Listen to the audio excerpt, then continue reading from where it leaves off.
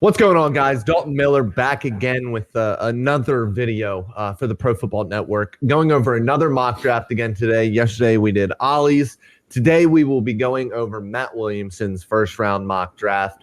Matt, first of all, how are you doing today? I am terrific, Dalton. How's it going? It's going, man. It's going. We're going over this free agency stuff. It's going wild. Names are flying off the board. The Dallas Cowboys, my team, the one I cover, haven't done a dang thing yet. It's just more of the same from them. But we have a mock draft to go over, so let's get into it. There was a kind of chalk at the top with Trevor Lawrence and Zach Wilson going 1 and 2. That kind of seems that that is the direction the NFL is going to be going. And then at the third pick, I think, is really where the draft starts. And you had the Miami Dolphins selecting Ja'Marr Chase, the wide receiver from LSU. Why Chase over the other two top wide receivers, especially with that connection between the Alabama guys? Yeah, it's a really good question. And before we get into that, I just want to mention this too, because I turned this in last week. And as you mentioned, the NFL is so fast and furious. I hope some of these don't get outdated because of free agency. And in Miami's case, who knows? They could sign Kenny Golladay the minute we hang up. But I still think they're going to do everything possible to make Tua's life easier. And there's a lot of different directions they could go with that. I didn't have any trades in this mock because I think they will entertain some trades to move down, and maybe they would end up with one of those Alabama guys. And with respect to Smith and Waddle, they're tremendous players. I just think Chase is a step above them as a prospect, a lot more physical, more of a traditional guy, bigger, stronger, dominated as a 19-year-old at LSU. I mean, outplayed Justin Jefferson, who came to the league and was phenomenal. So I think Chase is pretty much any year you look at it is the wide receiver one. Yeah, and then after that, moving down the board here, we get to the Carolina Panthers, and we've seen a bunch of different names for them. We've seen Justin Fields. We have seen Trey Lance. And in your mock draft, we have a little bit of a shocker here. We have Mac Jones going ahead of both Justin Fields and Trey Lance.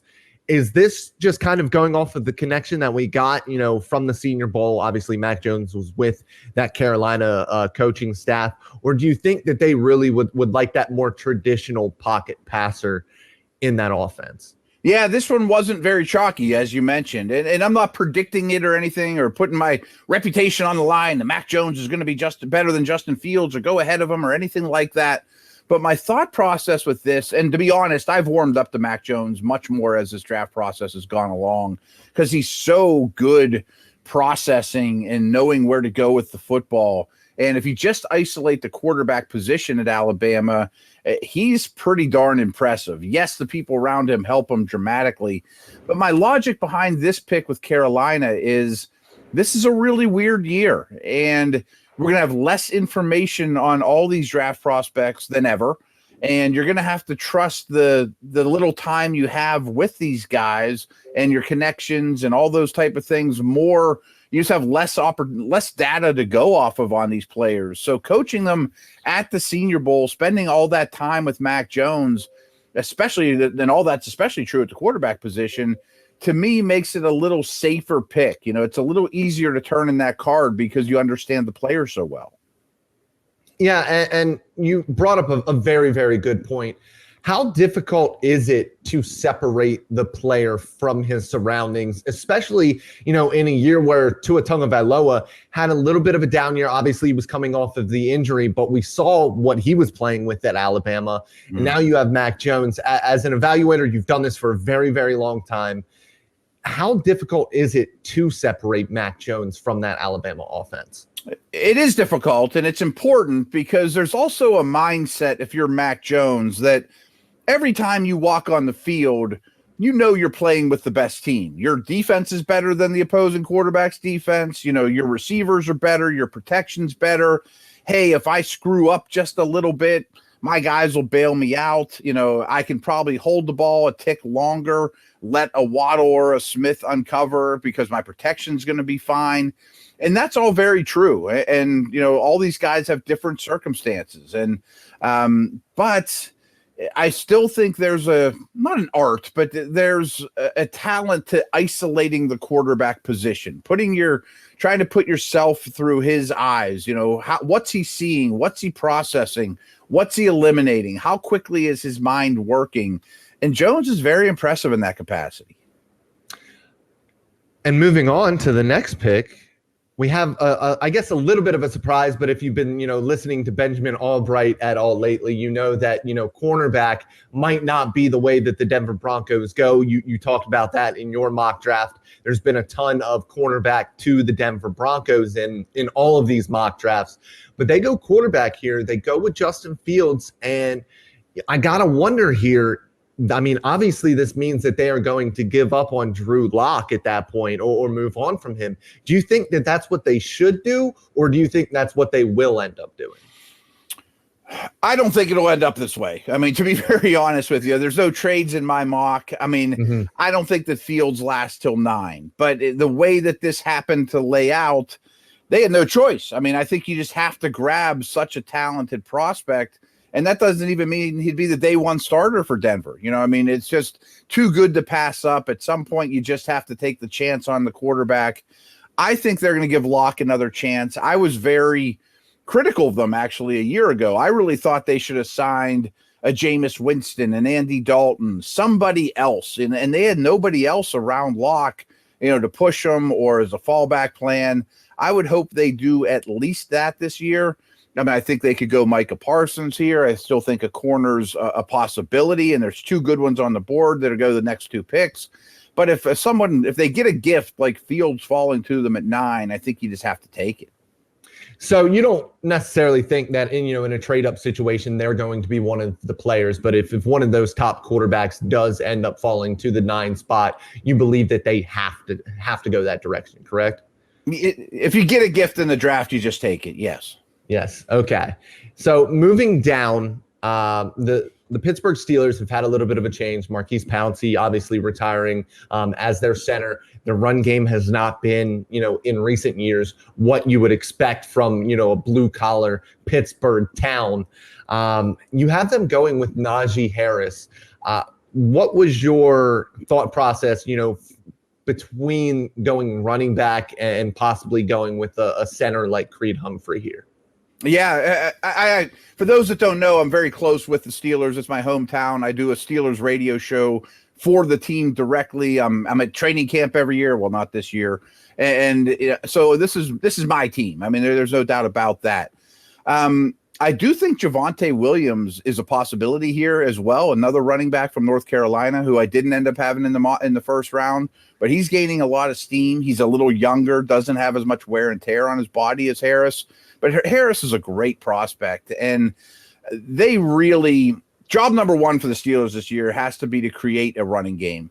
And it's been 2 years now that it's been pretty poor, and that got overlooked a year ago when Ben was out, and they went 8-8 with Duck Hodges and Rudolph. People didn't realize how bad the running back position was that year, but it really was. And my logic is, including ATN and Williams, who I mentioned – I think there are 3 difference-maker running backs in this draft. And the Steelers, they don't have to, but the best process would be to grab one of those 3 because there's a lot of tackles, there's a lot of centers. And trust me, I mean, I know the analytics tell you to do the opposite, and 9 out of 10 times I would always take a tackle over a running back. But in this class, I really think ATN, Harris, and Williams are a much different step above whoever you would get in the second round. And meanwhile, there's a lot of tackles, a lot of centers that should be there on day 2. Harris fits the Steelers really, really well, and he's really coming along as a receiver as well. And you brought up Harris and Williams. Do you think that archetype of running back is a better fit for the Pittsburgh Steelers overall than ETN is? I absolutely do. I think they want a physicality. They want to close teams out. I know that sounds very Bill Cowher 1990s, but the same families owned this team, and they understand that the running game has to be a physical nature, the division they play in, the tradition, putting teams away when you have a lead, all those things. And maybe as importantly is they need to find the Terrell Davis for late career Elway. And even more importantly, they have to have a running back in place for a year from now when they're looking for Ben's replacement, so that new quarterback falls into a spot that has a running game they can trust. And just to kind of piggyback off of the running backs here just very quickly, what do you think separates Javonte Williams from even his teammate Michael Carter at UNC? He's an elite pass protector. He's a development. In fact, Carter's such a good receiver, but late in the season, they made Williams the receiving back. If it's 3rd and 8, it was Williams on the field because he's a developing receiver and he's great in protection when compared to Carter. He's very young. I mean, he's almost 2 years younger than Najee Harris. He really only has 1 year of wear and tear on his body. This is kind of a Pro Football Focus thing in that yards after first contact, he's elite in that category, and their stats back that up, but the tape shows it over and over. He really has a Steeler feel to him, but so does Harris. That would be a tough decision. It's not a no-brainer that Harris would be the pick. Yeah, and I mean, I love Williams' game, and to hear that you love it as well, especially for a team like the Pittsburgh Steelers, makes me feel better about my evaluation of the player. The next pick I wanted to talk about is the very next pick.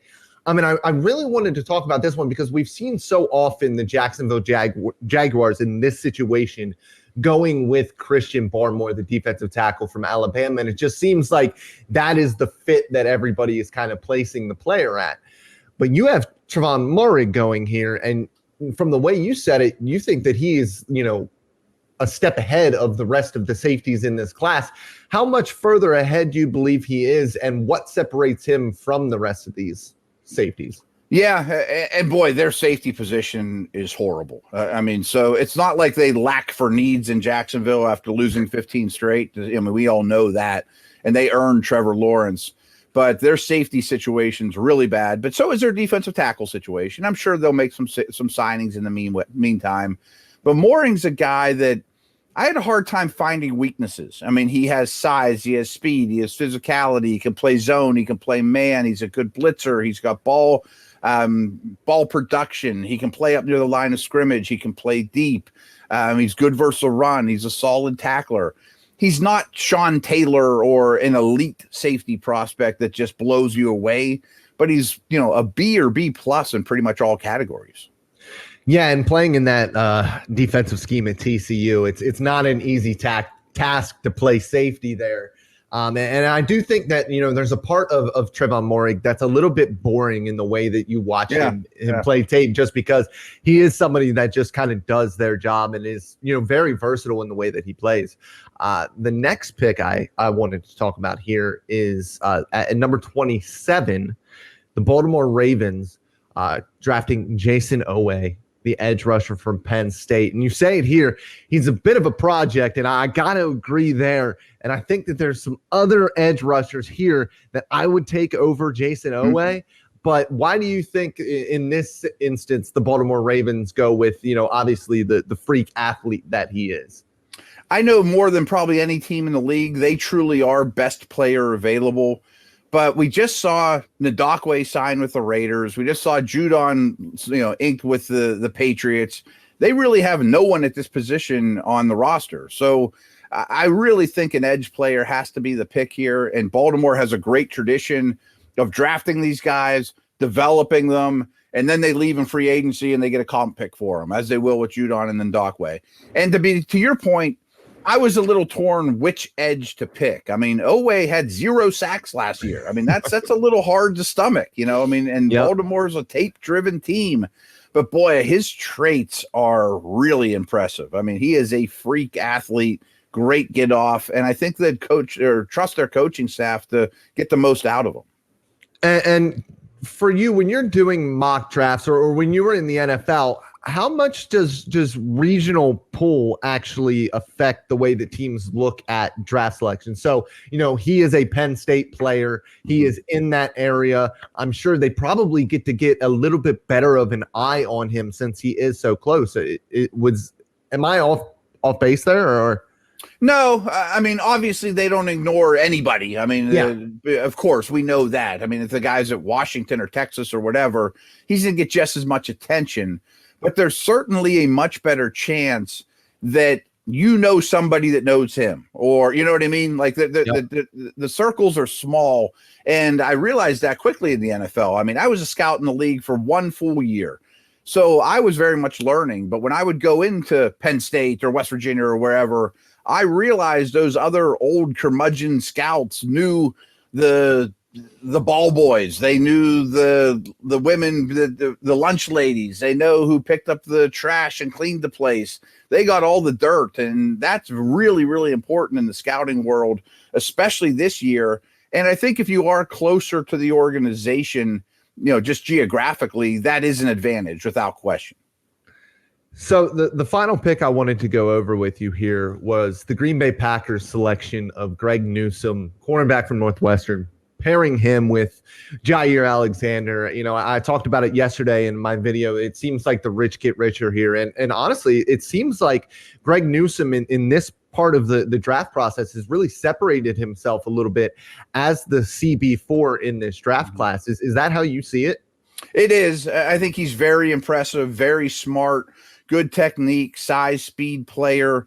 They like bigger corners there, longer guys. And we saw, everyone's going to mock a wide receiver to Green Bay. And I get that. And Aaron Rodgers deserves one. Don't get me wrong. But, having Jaire Alexander is wonderful. But if I don't throw at him, he doesn't impact the game that much. If you're so weak at the opposite spot, that guy just gets targeted over and over. And that's what Tom Brady did to him. I mean, so that to me needs addressed. And if Newsome falls in their lap, that seems perfect to me.